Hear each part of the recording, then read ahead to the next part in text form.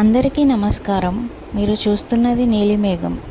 ఈ వీడియోలో మహాశివరాత్రి రోజు ఇల్లందలో జరిగిన రామలింగేశ్వర స్వామి కళ్యాణం గుడి చూద్దాం.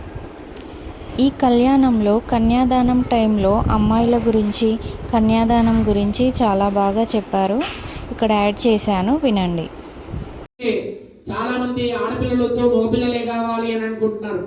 కానీ ఒక ఇంట్లోంచి ఒక ఆడపిల్లని కన్యాదానం చేస్తే ఎంతటి భాగ్యం కలుగుతుంది అని అంటే, మనం గతించినటువంటి తరతరాల వాళ్ళందరూ కూడా నరకలోకంలో ఉంటే వాళ్ళందరినీ కూడా మోక్ష ప్రాప్తిని కలగజేస్తుంది ఒక ఆడపిల్ల.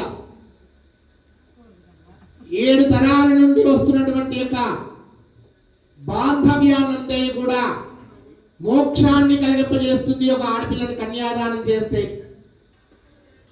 ఒక ఇంటి ఆడపిల్ల ఇంటికి మహాలక్ష్మి అంటారు కదా, ఆ మహాలక్ష్మి ఎన్ని రకాలైనటువంటి భోగ భాగ్యాన్ని మన పుట్టింటి వాళ్ళకి అప్పచెప్పి తన అత్తగారింటికి వెళ్తుందో చూడండి.